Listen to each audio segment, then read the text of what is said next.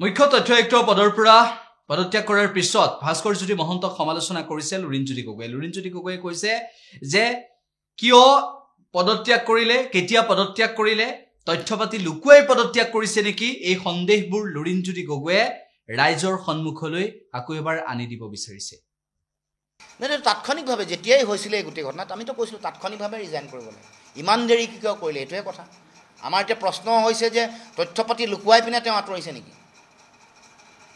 তেওঁ ইনফৰমেশ্যন আয়ুক্ত, তথ্য আয়ুক্ত যিহেতু আছিলে আৰু বহুত কথা সেই সময়ত ৰেইড হৈছিলে।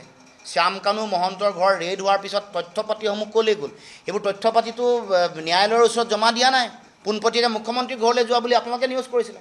গতিকে সেই তথ্যপাতিবোৰ লুকুৱাৰ গোটেই কথা বতৰাবোৰ জড়িত আছিলে নেকি ইমান দেৰি কৰাত।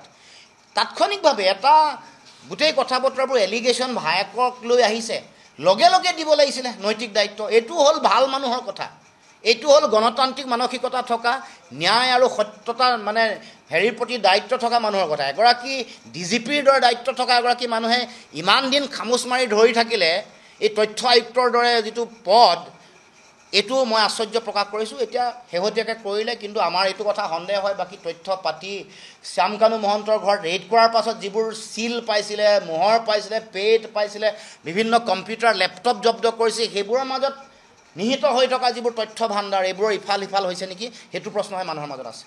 তাৎক্ষণিকভাৱে যেতিয়াই হৈছিলে এই গোটেই ঘটনাত আমিতো কৈছিলোঁ তাৎক্ষণিকভাৱে ৰিজাইন কৰিব লাগে। ইমান দেৰি কিয় কৰিলে এইটোৱে কথা। আমাৰ এতিয়া প্ৰশ্ন হৈছে যে তথ্যপাতি লুকুৱাই পিনে তেওঁ আঁতৰিছে নেকি।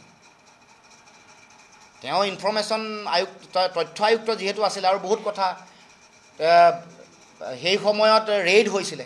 শ্যামকানু মহন্তৰ ঘৰ ৰেইড হোৱাৰ পিছত তথ্যপাতিসমূহ ক'লৈ গ'ল, সেইবোৰ তথ্যপাতিটো ন্যায়ালয়ৰ ওচৰত জমা দিয়া নাই, পোনপটীয়াকৈ মুখ্যমন্ত্ৰীৰ ঘৰলৈ যোৱা বুলি আপোনালোকে নিউজ কৰিছিলে। গতিকে সেই তথ্যপাতিবোৰ লুকুৱাৰ গোটেই কথা বতৰাবোৰ জড়িত আছিলে নেকি ইমান দেৰি কৰাত।